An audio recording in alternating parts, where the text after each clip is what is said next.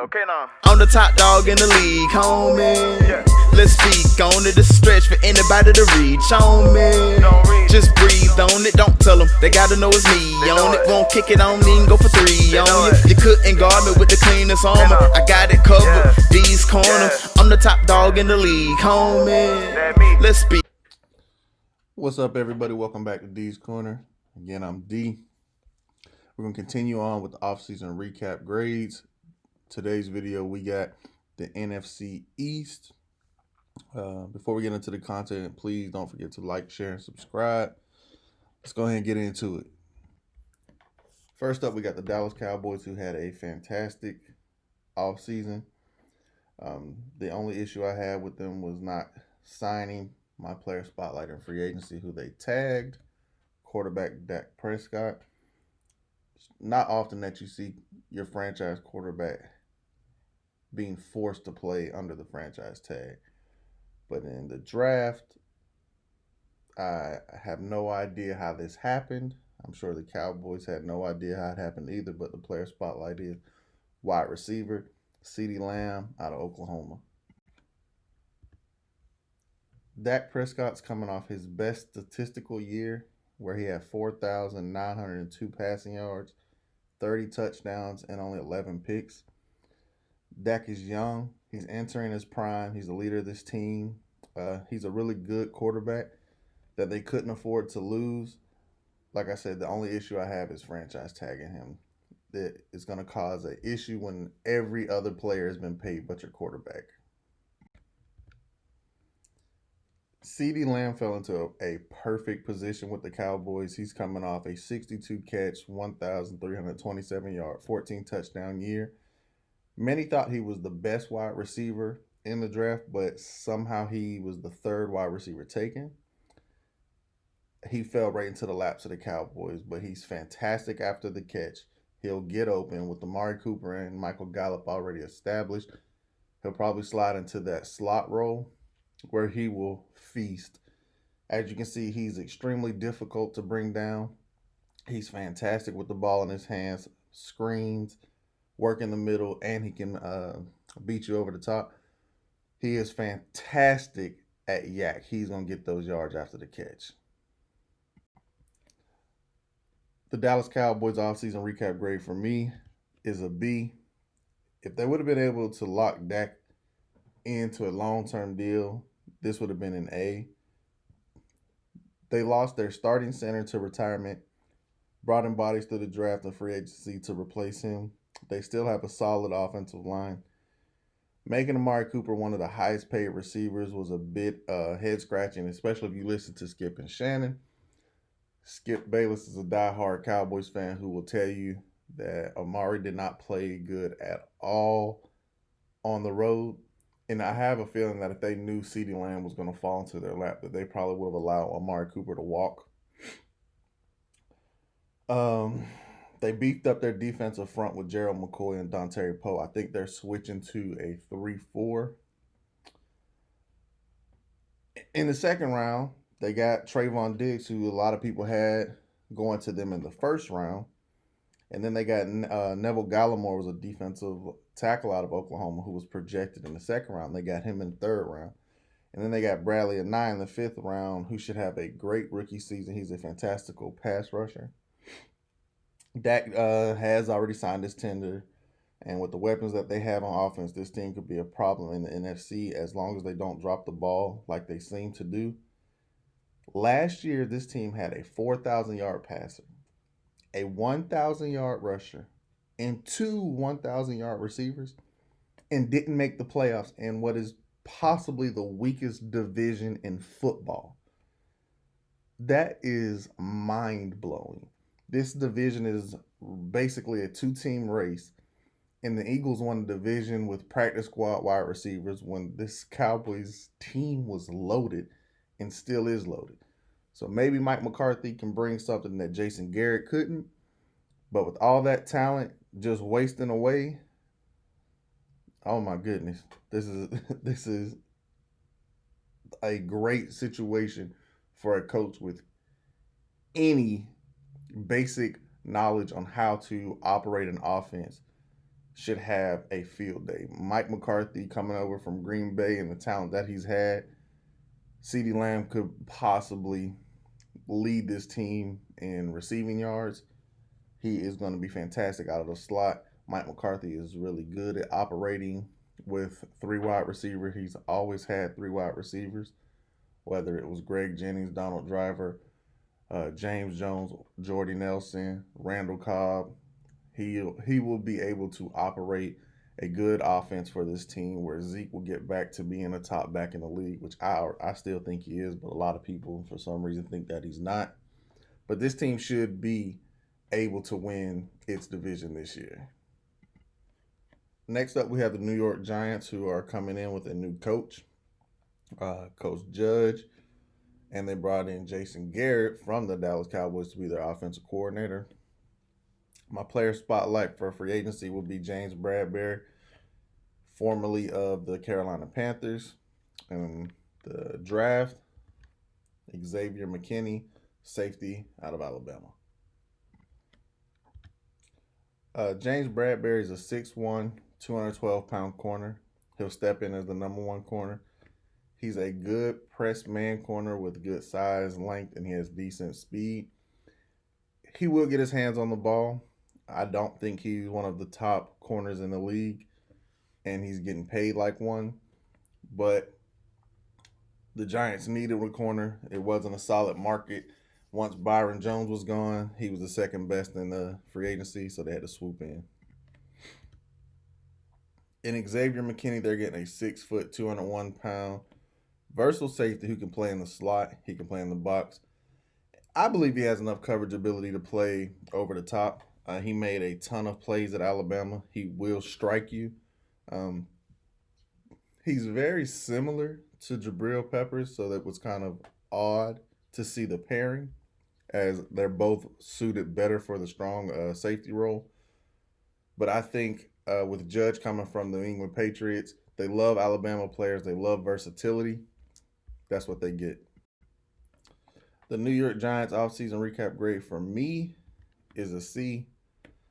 Like I said, spending big money on Bradberry was really iffy. Like I said, it wasn't a deep class in free agency. They had to take him. Blake Martinez was a solid pickup at interior linebacker, as they needed someone on the inside. He should be a tackling machine for them. In the draft, they did beef up the O-line with Andrew Thomas, and they also picked up a tackle, Matt Peart, from UConn. In my opinion, those two picks there can basically allow them to let go of Nate Soldier, who has performed horribly since signing big money. But these two offensive linemen should open up plenty of holes for Saquon, and they should afford Danny Dimes enough protection. This team still needs weapons offensively. Right now, everything's going to run through Saquon, and if Garrett calls plays like he did in Dallas, you can guarantee on first and second down, they are just going to hand it to Saquon and ask him to make plays. It's a new coaching regime, and this team had a decent offseason, but they're still rebuilding. I don't expect them to contend anytime soon. Next up, we got the Philadelphia Eagles. They had a decent offseason. The big play that they made in free agency was trading for Darius Slay, who in my opinion is a top 5 cornerback. And then the draft, my player spotlight was going to be Jalen Reagor out of TCU. And big play Slay, they're getting a travel corner. He will play in the slot. He'll play on the right. He'll play on the left. He plays great against Amari Cooper, so they'll have to play them twice a year. In 2 games last year, 12 targets. He's only given up 3.5 yards per play and 20 yards a game. Again, the Cowboys just made Amari Cooper the second highest paid receiver in the game. He was a co-leader for picks in 2017. He's a 3-time Pro Bowler, a first-team All-Pro, and he could teach this young secondary. They have a lot of young corners, Darius Slay will be like the coach on the field and try to help them guys get moving, get going in the right direction. Sidney Jones, they should be a good duo. And Jalen Rieger, they're getting a 5'11", 197-pound speedster out wide. Should be able to assist Carson Wentz, who had no weapons to throw to down the stretch. As I said, he was playing with people off the practice squad. Alshon got hurt. Deshaun Jackson got hurt. He could take the top off the coverage, and he is great in short distance, short area. He will be able to get screens, maybe some rushes. He's a good pickup. The Philadelphia Eagles offseason recap grade for me is a C. I love the trade for Darius Slay, but the Eagles needed linebackers. They released Nigel Bradham, who was their best linebacker. They did pick up Javon Hargrove from the Steelers, and he should fit nicely on that defensive front. The Eagles seem to, since their Super Bowl run, they seem to heavily invest in their defensive line, which should get more pressure on opposing quarterbacks. And with Darius Slay out there, he's going to get his hands on the ball, so it really should help the number 2 corners. The pickup of Jalen Hurst, for me, was a head scratcher at first, but when you dive into it and look at it, Carson Wentz is not injury prone, but he's kind of developing that label as he's been injured the last couple of years, or he has taken a serious injury to where he's been out, and they just didn't have a solid backup. Against the Seattle game, I think he threw 4 passes and then was knocked out of the game. From then on out, it was downhill from there, but Jalen Hurst will at least give you something similar to keep your offense going. That kid is a freaking winner. He's proven it through high school, through college.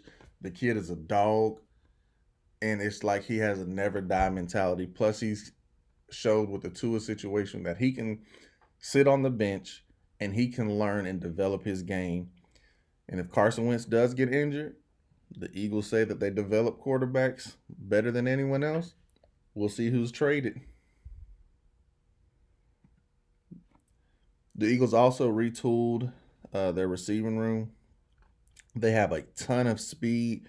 Traded for Marquise Goodwin from the 49ers. Drafted Jalen Rieger. And Quez Watkins, he was a burner from Southern Miss.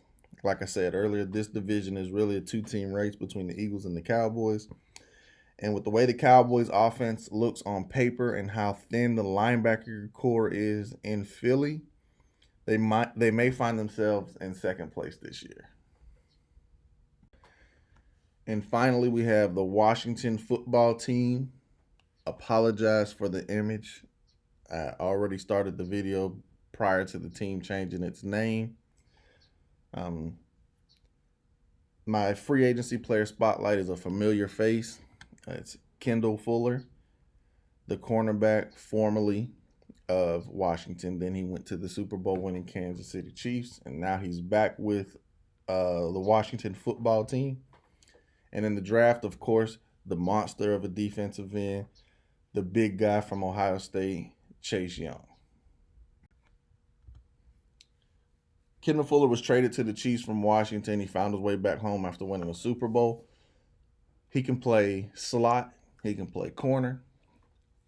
The Chiefs even played him at safety when their rookie Juan Thornhill went down, and he played exceptionally well there, where he had the Super Bowl winning interception.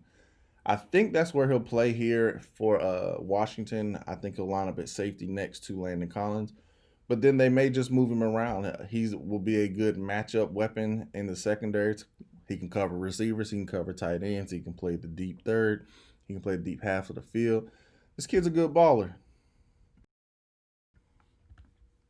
And Chase Young, they're getting a 6'5", 264-pound monster. He should help build one of the best defensive lines in the NFL for years to come. He can rush the passer. He can stop the run. He has potential to be Defensive Rookie of the Year. Many have said he's better than both Bosa brothers coming out of college, and he has the potential to be one of the best defensive linemen in the NFL. The way the Cowboys like to run the ball and the Giants going up against this defensive line is going to be very, very tough. Football-wise, the Washington football team offseason recap grade for me is a B. They got a solid head coach in Ron Rivera. He's respected around the league. He focuses on defense, and they got a great defensive coordinator in Jack Del Rio. The defensive front should be extremely solid. They drafted some really good receivers. Antonio Gandy Golden has some of the best hands in the draft, and I believe Kelvin Harmon just tore his ACL, so the opportunity door has opened wide for Gandy Golden. He didn't run a great 40, but he's a big receiver and should be able to work the middle of the field and go up for those 50-50 balls. Tagging the guard Brandon Sheriff was a good move. There's no way you can lose Trent Williams and Brandon Sheriff. You can't lose both of your best offensive linemen in the same offseason. Dwayne Haskins has been looking really good during this offseason on the practices and the videos that I've seen of him out. He's lost a lot of weight. Seems like he's extremely dedicated.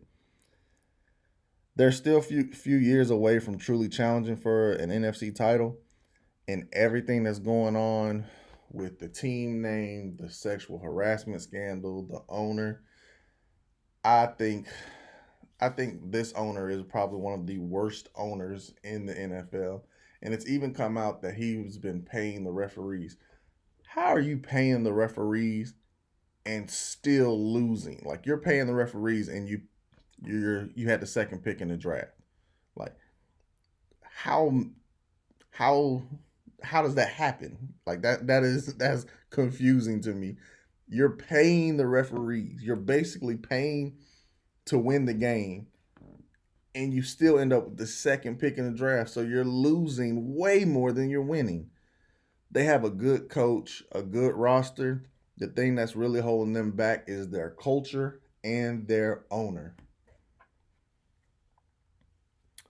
All right, everybody, man, thanks again for watching. Again, this is D's Corner. Please come back and see as we're getting ready to finish up the offseason recap grades. We got the AFC West and the NFC West coming up. I'm working on record predictions for each team. I'm going to go divisions, videos like I've done here. And I'm also working on a mock draft as well. Please don't forget to like, share, and subscribe. All right, I'm out of here.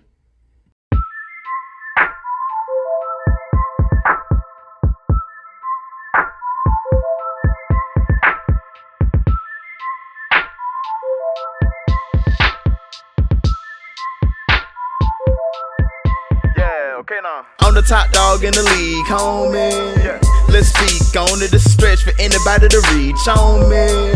Just breathe on it, don't tell them. They gotta know it's me on it. Won't kick it on me and go for 3 on you. You couldn't guard me with the cleanest armor. I got it covered. D's Corner. I'm the top dog in the league, homie. Let's speak on it. It's a stretch for anybody to reach on me. Just breathe on it, don't tell them. They gotta know it's me on it. Won't kick it on and go for 3 on you. You couldn't guard me with the cleanest armor. I got it covered. D's Corner, like, yeah.